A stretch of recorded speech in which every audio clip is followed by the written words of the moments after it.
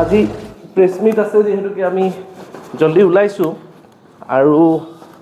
ৰাতিপুৱাই আমি সাজু হৈছোঁ কাৰণ আগতীয়াকৈ এৰেঞ্জমেণ্ট থাকে গোটেই থাকে গাড়ী ফুল লোড কৰিছোঁ আৰু আমি এতিয়া যাব ওলাইছোঁ আৰু আশা কৰোঁ আজিৰ যিখন সংবাদমেল হ'ব মেজিকেল প্ৰেডিকশ্যন অতি সুন্দৰ হ'ব গৈ আছে তালৈ যাওঁ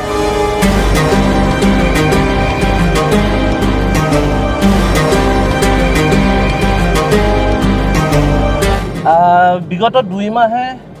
ৰাতি দিন কষ্ট কৰা হৈছে অসমৰ বিভিন্ন ঠাইত গৈছোঁ প্ৰত্যেকটো সমষ্টিত গৈছোঁ প্ৰায়জন প্ৰাৰ্থীক লগ ধৰিবলৈ চেষ্টা কৰিছোঁ এনেকৈ ক'লেও ভুল নহ'ব যে গাড়ীতে শুইছোঁ গাড়ীতে খাইছোঁ আৰু আজি সেই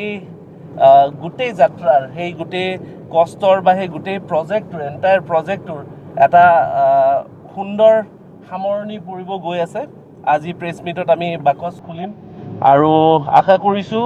যে এইবাৰো 100% শুদ্ধ আৰু সঠিক হ'ব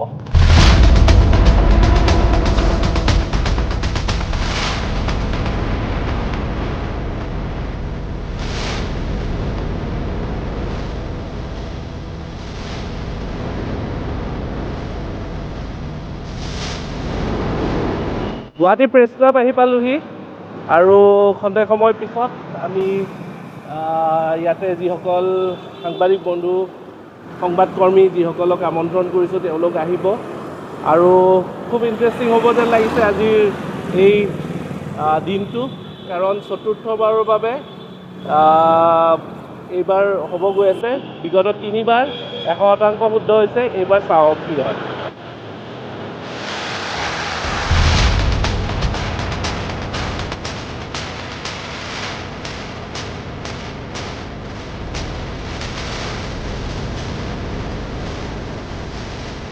প্ৰেছ ক্লাবত যিখিনি আগতীয়া এৰেঞ্জমেণ্ট কৰিব লাগে সেইখিনি কৰিলোঁ এটা বিশেষ বস্তু আপোনালোক দেখুৱাব বিচাৰিছোঁ ইয়াতে আমি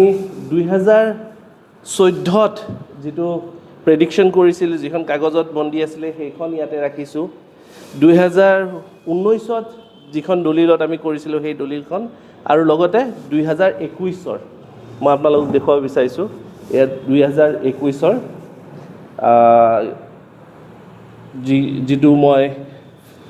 সমীক্ষা কৰিছিলোঁ আৰু এইবাৰৰ সমীক্ষা সম্পূৰ্ণৰূপে বাকচত আবদ্ধ আছে খন্তেক সময় পিছত সংবাদ মাধ্যমৰ উপস্থিতি বিশিষ্ট ব্যক্তিৰ উপস্থিতিত